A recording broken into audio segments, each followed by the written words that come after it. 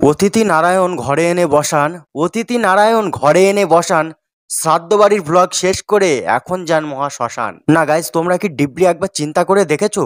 কারো যদি দাদু মারা যায় তাহলে কি এরকম ঝিকিমিকি চকচকে ড্রেস পরে যায়?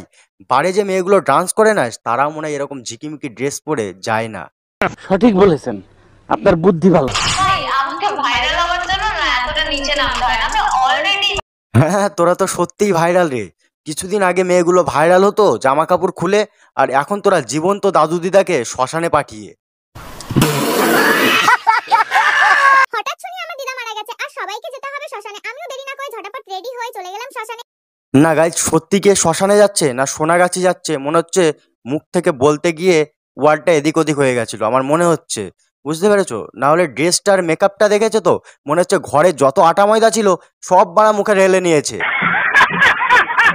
আমার দিদা মারা যাওয়ার আর শ্মশানের ব্লগটা তোমাদের সাথে শেয়ার। হ্যাঁ মামনি, তুমি ব্লগটা আমাদের সাথে শেয়ার করো।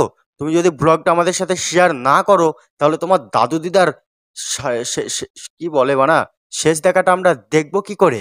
আমি ভেবেই পাচ্ছিলাম না কোন ড্রেসটা পরবো, তারপরে আমি ভাবলাম যে আমার তো একটা সুন্দর ড্রেস আছে।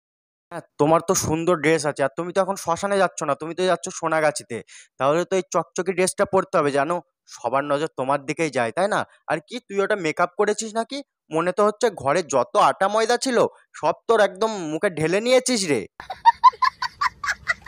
এত টেনশন, এত কষ্ট হচ্ছে আমার দিদার জন্য যে আমি আর কিছুই করতে পারছিলাম না। আর ওইদিকে আমি ভাবছিলাম দিদাকে না নিয়ে চলে যাই, কারণ আমার সাজতে সাজতেই তো অনেকক্ষণ লেগে যাচ্ছে। তাও আমি একটু ভাবলাম যেমন তেমন করে যাই, ন্যাচারাল একদম সেরেছি। মানে কি না গাইজ, একটু মন দিয়ে ভালো করে দেখো, এটা কি সত্যি মেকআপ? আমার কিন্তু মনে হচ্ছে সত্যি আটা ময়দা। আর কারো দাদু দিদা যদি সত্যি মারা যায় তাহলে কি এরকম করে মেকআপ টেকআপ করতে পারে? তো মামনি, তোমার মনের আশা যেন পূর্ণ হয়। তোমার দাদু দিদা যেদিন সত্যি উপরে চলে যাবে সেদিন তুমি যেন এরকম করে মেকআপ করে শ্মশানে যেতে পারো। ন্যাচারাল একদম সেরেছি, মানে কিচ্ছু দিইনি, না সাজলে না হয়। তাছাড়া আমি সেন্টটা মারতেই ভুলে গেছি, আর সেন্টটা দিয়ে আমি ফিনিশিং করে দিলাম। দেখো কেমন একটু পরি পরি লাগছে না? হ্যাঁ মামনি, তুমি যা সেজেছো না একদম ন্যাচারাল লাগছে, ন্যাচারাল। দেখে মনে হচ্ছে না তুমি কোনো আটা ময়দা মেখেছো।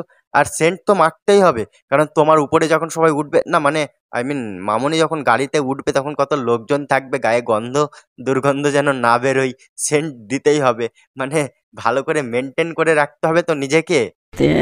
প্যারি সমাজ গেই। গাইস, কোয়েল রায় এত টাকা ইনকাম করে ফেলেছে যে সোনার চেনও কিনে নিল। না মানে দুদিন ভিডিও বানিয়ে দুটো ভিডিও ভাইরাল হয়েছে, আর একটা সোনার চেন কিনে এত অহংকার হয়ে গেছে, পাবলিককে ওটা দেখাতেই হবে যে তুমি সোনার চেন কিনেছো। একটা কথা মাথায় রাখবে, যে তোমাকে এই অহংকার দিয়েছে সে কিন্তু নিমিষেই চাইলে তোমার অহংকার শেষ করে দিতে পারে মামুনি। নিঃসন্দেহে তুই ঠিক কথা বলেছিস। ফাইনালি আজকে আমার দিদার শ্রাদ্ধ, আর কি আর বলবো গাইস, একটু খোঁজ নিয়ে জানলাম যে দিদা দাদু নাকি এখনো বেঁচে আছে। তো গাইস, এর দিদা দাদু কি বলবো, জীবন্ত থাকা অবস্থায় শ্মশানে তো দিয়ে এসছে, শ্মশানে দিয়ে আসার পরে শ্রাদ্ধও খেয়ে নিচ্ছে। এর দিদা দাদু যদি একটু বুদ্ধিমান হয়ে থাকে তাহলে এর মতো নাতনির মুখ মনে হয় না আজ আর জীবনে দেখতে চাইবে। ভাবলাম যে অতটা তো বেশি ভালো খায় না, একটু কম করে খাই, তাই বেশি না 3-4টে নিয়ে নিয়েছি। না গাইস, কি বলছে শুনেছো? বেশি খায় না, 2-3টে নিয়েছে, অল্প করে খাবে। মিষ্টি কিন্তু আমি অতটা পছন্দ করি না, তাই ভাবছি একটু কম কম মিষ্টি খাই, কারণ না মানে কি বলছে গাইজ, যে বেশি খায় না মিষ্টি অল্প করে নিয়েছে? এটা কি তাহলে? এই ছলচাতুরি মহিলাকে এর দিদা দাদু যেন এমন অভিশাপ দেয়, হাসপাতালের বেডে যেন 3-4 মাস পেটের জন্য ভুক্ত হয়ে যেন ভোগে। ভিডিওটা কেমন লাগলো তোমাদের? যদি ভালো লেগে থাকে তাহলে লাইক করে ভিডিওটা একটা শেয়ার করে দিও, কেমন?